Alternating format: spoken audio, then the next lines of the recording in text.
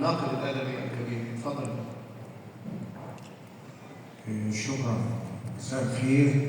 بحييكم وبشكر مكتبة الإسكندرية والعالم الحقيقي والمبدع الحقيقي الأستاذ الدكتور أحمد زايد، وبحييه على هذا الجانب، اهتمامه بهذا الجانب وبهذا الدور، يعني ضمن أدوار كتيرة متعددة بتقوم بها مكتبة الإسكندرية وبيقوم بيها الدكتور أحمد زايد. عرفت إن العدد اللي فازوا مننا يعني كده 100 اللي فازوا بالجوائز 100، وما عرفتش عدد اللي تقدموا للمسابقة دي كام. أنا بتصور إن ال 2000 دول كلهم فازوا. يعني القراية نفسها جايزة، يعني في متصور القراية نفسها جايزة، لكن طبعا في يعني قيمة مضافة للي فازوا. وبتصور إن ده يعني نوع مش من الرفاهية لكنه من حسن الحظ، لأن في تجارب كبيرة من يعني شخصيات يعني أنا عرفتها في حياتي. الأستاذ محمد السلماوي عرفها في حياته، كلنا عرفناها، يعني منهم الأستاذ نجيب محفوظ.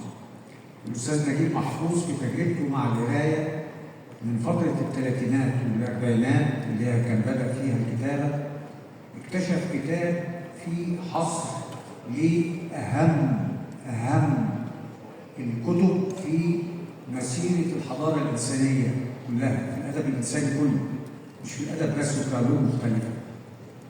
وكان عليه إنه يقراها كلها. وهو في مرة من المرات وهو بيكلمنا قال إن في بعض الكتب اللي قراها اتمنى واستمتع بيها، اتمنى إنه يعيد قرايتها، يعيد قراية بعض الكتب مرة تانية، بس ما كانش يملك الرفاهية أو الطرف إيه ده، لأنه لو أعاد قراية كتاب مرة تانية معنى كده إن في كتاب تاني ما قراهوش مش هيقراه.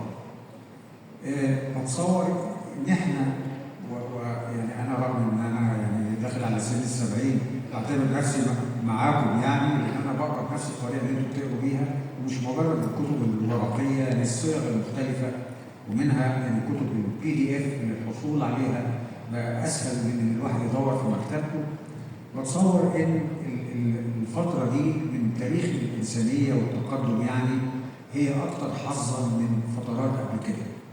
رغم إن في فترات قبل كده كان فيها حظوظ أكبر من ناحية تانية.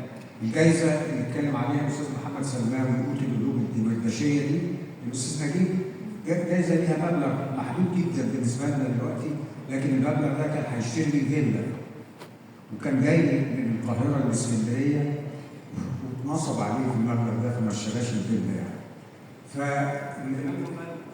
خلي بالكم يعني الجائزة اللي انتوا خدتوها مش هتوصل طبعا، لكن مجرد التشجيع ده يعني بتصور ان هو في نوع من التنظيم لطاقتنا واهتمامنا ووجهتنا بالمعرفة وبالقراءة كوسيلة من الوسائل المهمة للحصول على المعرفة. بتمنى، أنا ما عنديش الشجاعة إن أنا أنصح حد، أنا محتاج اللي ينصحني يعني في الحقيقة، لكن بتمنى إنه كل اللي عندنا يعني من الموجودين يعني اللي عندهم مواهب إن هم يواصلوا تنمية ورعاية مواهبهم بحاجات كتير جدا منها القراية. وبتمنى لكل اللي عندهم اهتمامات إن هم يراقبوا ويواصلوا الاهتمامات دي. وبتمنى يعني لمكتبة الإسكندرية اللي هي بتقوم بأدوار كتيرة في الحقيقة، والدكتور أحمد زايد، إن هم يوصلوا الأدوار الكتيرة المهمة اللي بيقوموا بيها. وبتمنى ليكم جميعا، للي فازوا 100، وبتمنى إن يوصل لل2000 اللي هم تقدموا، إن هم يعني يستمتعوا بالقراية، لأن هي فيها جانب كبير يعني من المتعة. وبتمنى لكم كل السعادة. شكرا. شكرا دكتور حسين على هذا الكلام الجميل. هننتقل للاستاذ منير عتيبة. الاستاذ منير عتيبة روائي واديب كبير، وهو رئيس يعتبر السرد في مكتبة الاسكندريه. واحنا طبعا بنشكره على الجهد اللي هو بيبذله في المكتبه، بيستضيف كل شهر يمكن مره كل اسبوع، بيستضيف كل اسبوع